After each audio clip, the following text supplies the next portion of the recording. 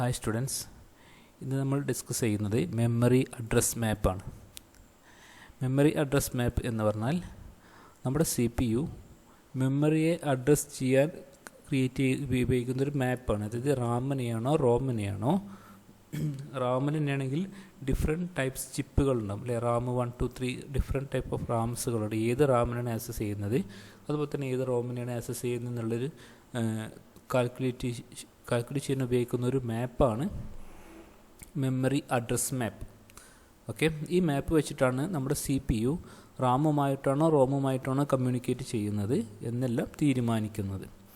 Okay, the designer of a computer system must calculate the amount of memory required for the particular application and assign it to either RAM or ROM. The interconnection between memory and processor is then established from a knowledge of the size of memory needed and the type of RAM and ROM chip available.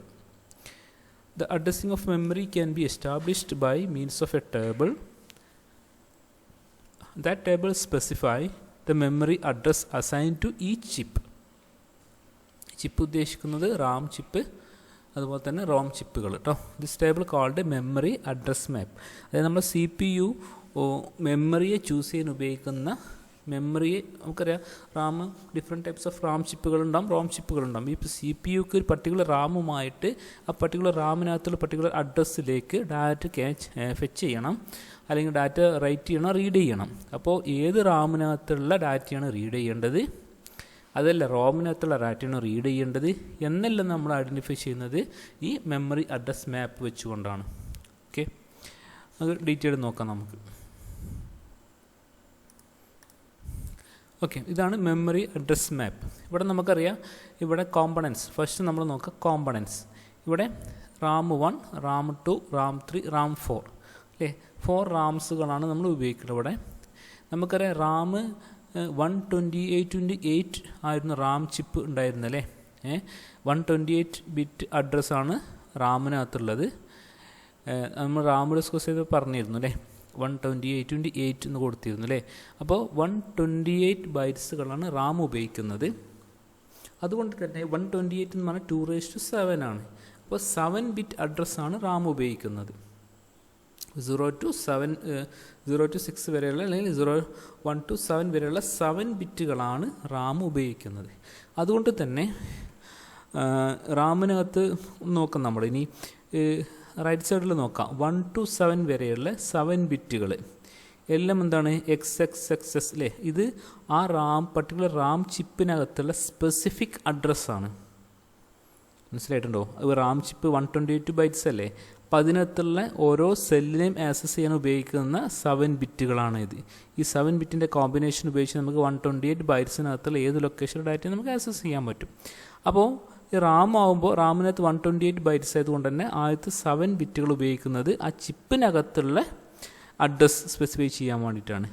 പിന്നെ 8, 9 ബിറ്റുകൾ ഉപയോഗിക്കുന്നത് നമുക്കിവിടെ 4 റാമുകളുണ്ട്. റാം 1, 2, 3, 4 അല്ലേ. ഈ 4 റാമിനെ ഏത് റാമിനെയാണെന്ന് identify ചെയ്യാൻ വേണ്ടി 4 ഈ 8, 9 ബിറ്റുകൾ ഉപയോഗിക്കുന്നത്. 00, 8, 9 ബിറ്റിനകത്തുള്ള വാല്യൂ 00 ആണെങ്കിൽ റാം ഫസ്റ്റ് ചൂസ് ചെയ്യും. 8, 9 ബിറ്റിനകത്തുള്ള വാല്യൂ 1 ആണെങ്കിൽ, ഇവിടെ 0, 1 ആണെങ്കിൽ സെക്കൻഡ് റാം ചൂസ് ചെയ്യും. 1, 0 ആണെങ്കിൽ തേർഡ് റാം, 1, 1 ആണെങ്കിൽ ഫോർത്ത് റാം. ഈ 9, 8 ബിറ്റുകൾ ഉപയോഗിക്കുന്നത് എന്തിനാണ്, ഏത് റാമാണ് ചൂസ് ചെയ്യേണ്ടത് എന്ന് ഐഡൻറ്റിഫൈ ചെയ്യാൻ വേണ്ടിയിട്ടാണ്. ഓക്കെ, ആദ്യത്തെ 7 ബിറ്റുകൾ ഉപയോഗിക്കുന്നത് ആ പർട്ടിക്കുലർ റാമിനകത്തുള്ള അഡ്രസ്സ് അല്ലെങ്കിൽ ആ മെമ്മറി ക്യാച്ച് ചെയ്യാൻ വേണ്ടിയിട്ടാണ്. ഓക്കെ, ആ മെമ്മറിയുടെ പർട്ടിക്കുലർ ഡാറ്റയുടെ അഡ്രസ്സായിരിക്കും ആദ്യത്തെ 7 ബിറ്റിനകത്ത് ഉണ്ടാവുക. 8, 9 ബിറ്റിനകത്ത് ഉണ്ടാവുക ഏത് റാമാണ് നമുക്ക് ചൂസ് ചെയ്യേണ്ടതെന്നാണ്. ഓക്കെ, അപ്പോൾ റാമിൻ്റെ ഇനി ഈ ഭാഗം നമുക്കിത് നോക്കാം. റോം നോക്കാം. റോം നമുക്കറിയാം 512x8 നമ്മൾ ഡിസ്കസ് ചെയ്യുന്നില്ലേ. കാരണം അതിനകത്ത് നിന്ന് റൈറ്റ് ചെയ്യാനുള്ള ഓപ്ഷനിൽ റീഡ് ചെയ്യാൻ മാത്രമേ ഉള്ളൂ. അതുകൊണ്ട് 512x8 ആണ് നമ്മൾ ആദ്യം ഡിസ്കസ് ചെയ്യുന്നത് റോമിൻ്റെ ചിപ്പ് പറഞ്ഞപ്പോൾ അല്ലേ. 512x8 എന്ന് പറയുമ്പോൾ 512 എന്ന് പറഞ്ഞാൽ 2�9 ആണ്. അപ്പോൾ 9 ബിറ്റ് അഡ്രസ്സുകൾ ഉണ്ടാവും അല്ലേ. ഈ റാമിനകത്ത് 512 മെമ്മറി ആകുമ്പോൾ അതിനകത്തുള്ളൊരു സെല്ലിനെ ആക്സസ് ചെയ്യാൻ നമുക്ക് 9 ബിറ്റുകൾ വേണ്ടി വരും. ഓക്കെ, അപ്പോൾ ആദ്യത്തെ 9 ബിറ്റുകളും എന്തിനാണ് ഈ എക്സ് എക്സ് എസ് എന്ന് കാണുന്ന ഈ 9 ബിറ്റുകൾ യൂസ് ചെയ്യുന്നത് ഈ റോമിനകത്തുള്ള സ്പെസിഫിക് ആയിട്ടുള്ള അഡ്രസ്സ് എടുക്കാൻ വേണ്ടി അല്ലെങ്കിൽ ഡാറ്റ എടുക്കാൻ വേണ്ടിയാണ് ഈ 9 ബിറ്റുകളും യൂസ് ചെയ്യുന്നത്. ഓക്കെ, ഇനി 10th ബിറ്റ് യൂസ് ചെയ്യുന്നത് ഈ ചിപ്പ് ഈ കമ്മ്യൂണിക്കേറ്റ് ചെയ്യുന്ന ഡിവൈസ് റാം ആണോ റോം ആണോ എന്ന് അറിയാൻ വേണ്ടിയിട്ടാണ്. ഇവിടെ 9 ബിറ്റോട് കൂടി നമുക്ക് ഈ റാമിൻ്റെ കേസ് കഴിഞ്ഞു. 10th ബിറ്റ് ചെയ്യുന്നത് ഇവിടെ 1 എടുക്കുന്നത് ഇത് റാം ആണോ റോം ആണോ എന്ന് അറിയാൻ വേണ്ടിയിട്ട്. നമുക്കറിയാം നമ്മൾ address line address bus 16 bit address ബസ്സാണ് അല്ലേ, നമ്മൾ ഡിസ്കസ് ചെയ്യുന്ന 16 ബിറ്റ് അഡ്രസ് ബസ്സാണ്. ഇവിടെ നമുക്ക് ആദ്യത്തെ 10 ബിറ്റുകൾ മാത്രമേ നമ്മൾ ഉപയോഗിക്കുന്നുള്ളൂ, ബാക്കിയുള്ള 6 ബിറ്റുകളും 0 ആയിട്ട് അസൈൻ ചെയ്യും. ആ 6 ബിറ്റിനകത്ത് വാല്യൂ ഒന്നുമില്ല, അതുകൊണ്ട് തന്നെ ആ 6 ബിറ്റുകളും 0 ആയിട്ട് അസൈൻ ചെയ്യും. ആദ്യത്തെ 10 ബിറ്റുകൾ മാത്രമാണ് നമ്മളിവിടെ കൺസിഡർ ചെയ്യുന്നത്. അതിൽ തന്നെ ആദ്യത്തെ 7 ബിറ്റുകൾ നമ്മൾ ഉപയോഗിക്കുന്നത് റാമിൻ്റെ കേസിലാണെങ്കിൽ ആദ്യത്തെ 7 ബിറ്റ് ഉപയോഗിക്കുന്നത് അതിൻ്റെ അഡ്രസ്സാണ്. 8 to 9 ബിറ്റുകൾ ഉപയോഗിക്കുന്നത് ഏത് റാമാണെന്ന് ഐഡൻറ്റിഫൈ ചെയ്യാൻ വേണ്ടിയിട്ടാണ്. റോമിൻ്റെ കേസിലാണ് ആദ്യത്തെ 9 ബിറ്റുകൾ ഉപയോഗിക്കുന്നത് അതിനകത്തുള്ള അഡ്രസ്സാണ്. 10th ബിറ്റ് ഉപയോഗിക്കുന്നത് റാം ആണോ റോം ആണോ എന്ന് ചൂസ് ചെയ്യാൻ വേണ്ടിയിട്ടാണ്. ഇനി ഇവിടെ ഹെക്സാഡെസിമൽ പാർട്ട് ഉണ്ടല്ലേ, ഇതിനകത്ത് നമുക്കറിയാം 0000 മുതൽ 007F വരെയാണ് റാം 1 ചൂസ് ചെയ്യുന്നത്. ഇതിനിടയിലൊരു വാല്യൂ ആയിരിക്കും. ഫ്രം 2 ആണ് വാല്യൂ വരുന്നത്, ഇതിൻ്റെ ഹെക്സാഡെസിമൽ വാല്യൂ ആണിത്. ഓക്കെ, റാം 2 ആണെങ്കിൽ 0080, ഇവിടെ 780 മുതൽ 00FF വരെ. ഇവിടെ റാം 3 ആണെങ്കിൽ 00 മുതൽ 017F വരെ. റോം 4 ആണ് 0180 മുതൽ 01FF വരെ. റോം ആണെങ്കിൽ 02002003FF വരെയാണ് ഇതിന് കൊടുക്കുന്ന ഹെക്സാഡെസിമൽ വാല്യൂ. നമ്മളെ സംബന്ധിച്ചിടത്തോളം മനസ്സിലാക്കേണ്ടത് റാം ചൂസ് ചെയ്യുന്നത് 8-9 ബിറ്റുകളുടെ ഡിഫറൻറ്റ് കോമ്പിനേഷൻസ് പറ്റിയാണ് റാം ചൂസ് ചെയ്യുന്നത്. ആദ്യത്തെ 7 ബിറ്റിൽ റാമിൻ്റെ അഡ്രസ്സായിരിക്കും ഉണ്ടാവുക. 10th ബിറ്റ് യൂസ് ചെയ്യുന്നത് റാം ആണോ റോം ആണോ എന്ന് ഐഡൻറ്റിഫൈ ചെയ്യാൻ വേണ്ടിയിട്ട്. റോം ആണ സമയത്ത് 9 ബിറ്റ് അഡ്രസ്സാണ്, അതുകൊണ്ട് തന്നെ ആദ്യത്തെ 9 ബിറ്റുകൾ ഉപയോഗിക്കുന്നത് ആ റോമിനകത്തുള്ള ഏത് ഡാറ്റയാണ് ആക്സസ് ചെയ്യുന്നത് അഡ്രസ്സായിരിക്കും ഈ 9 ബിറ്റിനകത്ത് ഉണ്ടായിരിക്കുക. ഓക്കെ, അതിൻ്റെ എക്സ്പ്ലനേഷനാണ് ഇവിടെ നമ്മൾ കൊടുത്തിട്ടുള്ളത്, വായിച്ചു നോക്കണം. The hexadecimal address column assign a range of hexadecimal equivalent to address of each chip. The address bus line are listed in the 3rd column അല്ലേ. നമ്മളിവിടെ പറഞ്ഞു 3rd കോളത്തിനകത്ത് ഈ ഏരിയ കേട്ടോ. നമ്മളിവിടെ പറഞ്ഞതിൻ്റെ ഒരു എക്സ്പ്ലനേഷൻ തന്നെയാണ് ഇവിടെ കൊടുത്തിട്ടുള്ളത്. Although there are 16 lines in the address bus, the table shows only 10 lines because the other 6 lines assumed to be 0.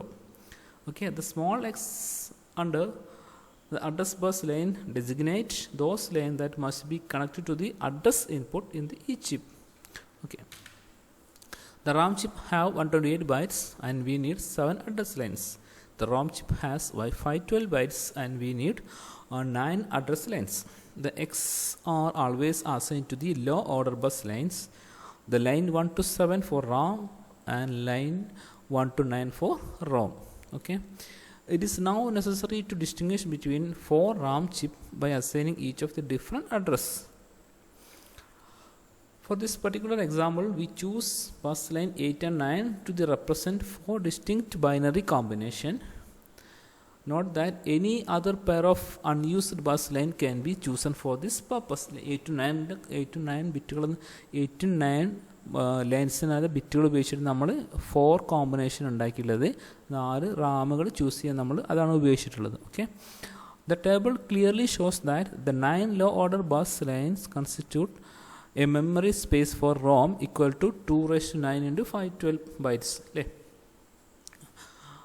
The distinction between RAM and ROM address is done with another bus line. Here we choose a line 10 for this purpose. റാമിനും റോമിനെയും identify ചെയ്യാൻ ഉപയോഗിക്കുന്ന line 10th ലൈനാണ്. When the line 10 is 0, the CPU select a RAM, and when the line is equal to 1, it select ROM. അല്ലേ, അപ്പോൾ line 10 0 ആണെങ്കിൽ പിന്നെ CPU നോക്കുന്നത് 8 to 9 ലൈൻസിനകത്തുള്ള value എന്താണെന്നാണ്. അങ്ങനെയാണ് പിന്നെ റാമിലുള്ള ഏത് ചിപ്പാണ് ചൂസ് ചെയ്യേണ്ടത് നോക്കുന്നത്. 10th ലൈനിൻ്റെ വാല്യൂ 1 ആണെങ്കിൽ ഡയറക്റ്റ് പിന്നെ നമ്മൾ ഏത് റാമെന്നുള്ളത് നോക്കുന്നില്ല, നേരെ എന്ത് ചെയ്യും CPU റോമിലേക്ക് വാല്യൂ റോമിൽ നിന്നുള്ള വാല്യൂമായി കമ്മ്യൂണിക്കേറ്റ് ചെയ്യും. Okay, The equivalent hexadecimal address for each chip is obtained from information under the address bus assigned. The memory connection to the CPU. Okay. RAM and ROM chips are connected to the CPU through the data and address bus. റാമും റോമും അഥവാ C P യുമായിട്ട് address bus വേണം, plus data ബസ്സും വേണം. Address കൊടുക്കണം, ഏത് address എന്ന് പറയണം, അതുപോലെ തന്നെ ഡാറ്റയും നമുക്ക് കമ്മ്യൂണിക്കേറ്റ് ചെയ്യണം. The loader line in the address bus select the bytes within the chips, and other line in the address bus select particular chip through its chip select input. Okay, chip select input ഉണ്ട്. അത് 4 ചിപ്പുകളില്ല. അപ്പോൾ ഏത് ചിപ്പാണോ select ചെയ്യുക എന്നുള്ള chip select input. Okay, each Ram receive the 7 low order bits of the address bus to select one of 128 bytes 128 possible bytes. Okay, 7 ബിറ്റിന് ഉപയോഗിച്ച് 128-നകത്തുള്ള ഏത് ബൈറ്റ്സിനാണ് നമുക്ക് access ചെയ്യേണ്ടത് നമുക്ക് അവിടെ നമുക്ക് കിട്ടും അല്ലേ. 1 to 7 വരെയുള്ള അഡ്രസ്സ് ഉപയോഗിച്ച് നമുക്ക് 128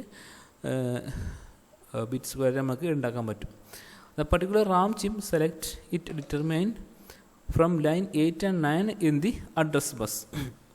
ഏത് റാമാന്നുള്ളത് 9, 8 ബൈറ്റിനാണ്. അപ്പോൾ പറഞ്ഞ കാര്യങ്ങൾ തന്നെയാണ് ഇവിടെ നമ്മൾ ചെയ്യുന്നത്. ഈ 8 to 9 റാം, 8 to 9 ബിറ്റ് ഉപയോഗിച്ച് നമ്മൾ ഏത് റാമാണോ ചൂസ് ചെയ്യുന്നത് നമ്മൾ എടുക്കുന്നത് ഒരു ഡീകോഡർ ഉപയോഗിച്ചിട്ടാണ്. 2x4 ഡീകോഡർ ഉപയോഗിച്ചാണ് നമ്മൾ ചെയ്യുന്നത്. 2x4 ഡീകോഡർ നമുക്കറിയാം, n ഇൻപുട്ട് കൊടുത്തു കഴിഞ്ഞാൽ 2n ഔട്ട്പുട്ട് കിട്ടും അല്ലേ. 2 ഇൻപുട്ട് കൊടുത്തു കഴിഞ്ഞാൽ 2n 4 ഔട്ട്പുട്ടുകൾ കിട്ടും. അപ്പോൾ ഒരു 0 1 എന്ന് 0 അല്ലെങ്കിൽ 0 1 കൊടുത്തു കഴിഞ്ഞാൽ നമുക്ക് 4 ഔട്ട്പുട്ടുകൾ നമുക്ക് പ്രൊവൈഡ് ചെയ്യാൻ പറ്റും.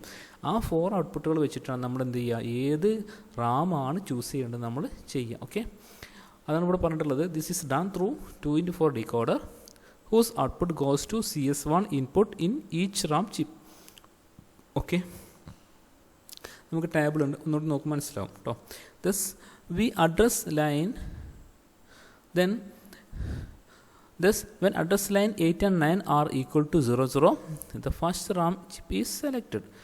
When 0 1 second RAM നമുക്കറിയാം അല്ലേ. The read, RD and WR output for the microprocessor are applied to the input for each RAM chip. അല്ലേ, റാമിനകത്ത് RDയും റീഡും റൈറ്റും ഇൻപുട്ടുകൾ കൊടുത്തിട്ടുണ്ടാവും. നമുക്കവിടെ ഡയഗ്രാം നോക്കാം അല്ലേ. ഏറ്റവും മുകളിൽ സി പി യുവിൽ അഡ്രസ് ബസ്സാണ്. അഡ്രസ് ബസ് 0 to 16 ആണ്, അല്ലെങ്കിൽ 1 to 16 വരെയാണ്.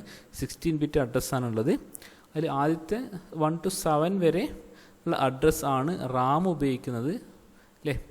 8 to 9 ബിറ്റുകൾ ഉപയോഗിക്കുന്നത് ഏത് റാമാണെന്ന് ചൂസ് ചെയ്യാൻ വേണ്ടിയിട്ടാണ്. 10th ബിറ്റ് ഉപയോഗിക്കുന്നത് റാമാണോ റോമാണോ എന്ന് ഐഡൻറ്റിഫൈ ചെയ്യാൻ വേണ്ടിയിട്ടാണ്.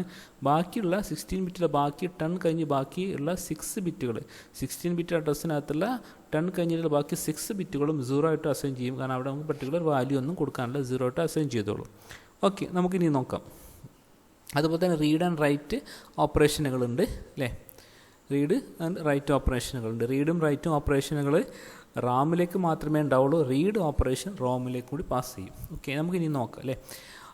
5 ചിപ്പുകളുണ്ട്. 4 റാം ചിപ്പുകൾ 128 4 റാം ചിപ്പുകളുണ്ട്, ഒരു റോമിൻ്റെ ചിപ്പുണ്ട്. ഇനി റീഡ് റൈറ്റ് എന്നുള്ള ഓപ്പറേഷൻ കൊടുക്കുന്നത് 4 റാമിൻ്റെ ചിപ്പിലേക്കും റീഡ് എന്നുള്ള സിഗ്നൽ പാസ് ചെയ്തിട്ടുണ്ട്. റൈറ്റ് എന്നുള്ള സിഗ്നൽ പാസ് ചെയ്തിട്ടുണ്ട്. റീഡ് എന്നുള്ള സിഗ്നൽ പാസ് ചെയ്തിട്ടുള്ളത് എല്ലാ ചിപ്പിലേക്കും റാമിലേക്കും റോമിലേക്കും എന്ത് കൊടുത്തിട്ടുണ്ട്, റീഡ് എന്നുള്ള സിഗ്നൽ പാസ് ചെയ്തിട്ടുണ്ട് അല്ലേ, സിഗ്നൽ കൊടുത്തിട്ടുണ്ട്. റോമിലേക്ക് എന്ത് കൊടുത്തിട്ടില്ല, റൈറ്റ് എന്നുള്ള സിഗ്നൽ കൊടുത്തിട്ടില്ല. നമ്മൾ നോട്ട് ചെയ്യണം കേട്ടോ. ഓക്കെ, ദെൻ 0 to 1 വരെയുള്ള അഡ്രസ്സിൽ 0 to 1 വരെയുള്ള അഡ്രസ്സ് റാം ആണെങ്കിലും വേണം റോം ആണെങ്കിലും വേണം അല്ലേ. റാം ആണെങ്കിൽ 0 to 1 അല്ലെങ്കിൽ 0 to 6 അല്ലെങ്കിൽ 1 to 7 ആദ്യത്തെ 7 ബിറ്റ് എന്നാണ് ഉദ്ദേശിച്ചത് കേട്ടോ. ആദ്യത്തെ 7 ബിറ്റുകൾ അഡ്രസ്സ് എവിടെ കൊടുക്കണം, നമുക്ക് എല്ലാ റാമിനകത്തെയും കൊടുക്കുന്നുണ്ടല്ലേ. അത് ആ പർട്ടിക്കുലർ റാമിനകത്തുള്ള ഏത് ലൊക്കേഷൻ കണ്ടെത്താൻ വേണ്ടിയിട്ടാണ്. അപ്പോൾ 1 to 7 വരെയുള്ള ബിറ്റുകൾ നമ്മൾ എങ്ങോട്ട് അസൈൻ ചെയ്തു, എല്ലാ ഡിവൈസിലേക്കും റാമിലും വേണം റോമിലും വേണം. ഓക്കെ, റോം ആണെങ്കിൽ എന്തും കൂടെ അതിൻ്റെ കൂടെ 2 ബിറ്റും കൂടി അധികം ഉണ്ടാവും. ഏത് ബിറ്റുകൾ 8ഉം 9ഉം കൂടെ അധികം. കാരണം 9 ബിറ്റ് അഡ്രസ്സാണ് റോം ഉപയോഗിക്കുന്നത്. അപ്പോൾ അതുകൊണ്ട് തന്നെ റോമിലേക്ക് നമ്മൾ എന്ത് ചെയ്തിട്ടുണ്ട്, 9ഉം 8ഉം സെപ്പറേറ്റ് ഡീകോഡർ പോകുന്നതിന് മുന്നേ തന്നെ സിഗ്നൽ എടുത്ത് നമ്മൾ 8-നും 9-നും സിഗ്നലുകൾ റോമിലേക്ക് കൊടുത്തിട്ടുണ്ട്. അപ്പോൾ റോമിൽ എന്തായി 1 to 9 വരെയുള്ള ഡിജിറ്റുള്ള സിഗ്നലുകൾ കിട്ടി. ഓക്കെ, ഇനി ചെയ്തിട്ടുള്ളത് ഒരു ഡീകോഡർ ഉപയോഗിച്ചിട്ടുണ്ട്. 8 to 9 ബിറ്റ് എന്നുള്ളൊരു ഡീകോഡർ ഉപയോഗിച്ചിട്ടുണ്ട്. 2x4 ഡീകോഡർ, 2 ഇൻപുട്ട് കൊടുക്കുമ്പോൾ 4 ഔട്ട്പുട്ട് കിട്ടുന്ന ഡീകോഡർ ഉപയോഗിച്ചിട്ടുണ്ട്. 8-ൻ്റെയും സിഗ്നൽ 8-ൻ്റെയും 9-ൻ്റെയും വാല്യൂ ബേസ്ഡ് എന്ത് ചെയ്യും, ഔട്ട്പുട്ട് പ്രൊവൈഡ് ചെയ്യും. ഇപ്പോൾ 0 0 0 1 1 0 1 1 എന്നുള്ള കോമ്പിനേഷനിൽ ഔട്ട്പുട്ട് പ്രൊവൈഡ് ചെയ്യും. അപ്പോൾ അതിൻ്റെ വാല്യൂ 0 1 2 3 എന്നുള്ള രൂപത്തിൽ 4 വാല്യൂസ് പ്രൊവൈഡ് ചെയ്യും. ആ പ്രൊവൈഡ് ചെയ്യുന്ന 0 ആണെങ്കിൽ അത് ചിപ്പ് 1ലേക്ക് അല്ലെങ്കിൽ റാം 1ലേക്ക് പ്രൊവൈഡ് ചെയ്യും, CS1. ഓക്കെ, അതിൻ്റെ വാല്യൂ 0 ആണെങ്കിൽ അവിടെ 0 എന്ന് വരും. പിന്നെ CS2 ബാർ കാണല്ലേ, റാം 1 റാം 2ലേക്ക് CS2 ബാർ, അതിൻ്റെ വാല്യൂ എപ്പോഴും എന്തായിരിക്കും, 10th ബിറ്റിൻ്റെ വാല്യൂ എന്താണോ അതായിരിക്കും. 10th ബിറ്റിൻ്റെ വാല്യൂ 0 ആയിരിക്കും സെറ്റ് ചെയ്തിട്ടുള്ളത്, 0 ആണ്. അപ്പോൾ അതുകൊണ്ട് തന്നെ അപ്പോൾ CS1 0, പിന്നെ CS2 ബാർ 0, അപ്പോൾ 0 0 എന്നുള്ള വാല്യൂ വരും. അപ്പോൾ റാം 1 ആണ്. ഇനി ഡീകോഡറിൻ്റെ വാല്യൂ 1 ആണ് പ്രൊവൈഡ് ചെയ്യുന്നത്. അപ്പോൾ CS2 ബാറിൻ്റെ വാല്യൂ എന്താണ്, CS2 ബാറിൻ്റെ വാല്യൂ അപ്പോൾ 0 ആണ്. അപ്പോൾ 1 0 ആണെങ്കിൽ എന്ത് ചെയ്യും, 2 സെലക്ട് ചെയ്യും. അങ്ങനെ ഓരോ ചിപ്പിനെയും സെലക്ട് ചെയ്യും. ഇനി നമുക്ക് നോക്കാം, ആ 10th ബിറ്റിൻ്റെ വാല്യൂ എങ്ങോട്ട് വരുന്നുണ്ട്, റോമിലേക്ക് വരുന്നുണ്ട്. 10th ബിറ്റ് എന്ന് പറഞ്ഞാൽ റാം ആണോ റോം ആണോ എന്ന് ഐഡൻറ്റിഫൈ ചെയ്യാൻ വേണ്ടിയിട്ടാണ്. അതുകൊണ്ട് തന്നെ എല്ലാ റാമിലേക്കും എല്ലാ റാം ആണെങ്കിലും അതിൽ 10th ബിറ്റിൻ്റെ വാല്യൂ 0 ആയിരിക്കും. റോം ആണെങ്കിൽ 1 ആണ്. അതുകൊണ്ട് തന്നെ ആ സിഗ്നലിനെ റോമിലെത്തുന്ന സമയത്ത് നോട്ട് ഗേറ്റ് ഉപയോഗിച്ച് നമ്മൾ അവിടുന്ന് 0 പ്രൊവൈഡ് ചെയ്യുന്ന ഇവിടെ നമ്മൾ 1 ആക്കി മാറ്റി. ഓക്കെ, ഇതാണ് നമ്മുടെ ഒരു മെമ്മറി മാപ്പ് ഡയഗ്രാം. ഇതാണ് എങ്ങനെയാണ് മെമ്മറി CPU-മായിട്ട് എങ്ങനെ കണക്ട് ചെയ്യുന്നു എന്നൊരു ഡയഗ്രാമാണ്. ഇത് സിമ്പിളാണ്, ഒന്ന് നോക്കി മനസ്സിലാക്കണം. അതുപോലെ തന്നെ കറസ്പോണ്ടിങ് ഡാറ്റ ബസ്സും കാണാൻ നിങ്ങൾക്ക് ഇത് സൈഡ് അല്ലേ, ഡാറ്റ ബസ്സും കാണാം. ഡാറ്റ ബസ്സിലേക്ക് നേരിട്ട് റാമും റോമും എല്ലാം കമ്മ്യൂണിക്കേറ്റ് ചെയ്യുന്നുണ്ട്. ഓക്കെ, നമുക്കിനി അടുത്ത ഡിസ്കസ് ഓക്സിലറി മെമ്മറിയാണ്. അത് നമുക്ക് നെക്സ്റ്റ് ക്ലാസ്സിൽ ഡിസ്കസ് ചെയ്യാം കേട്ടോ. Okay, thank you.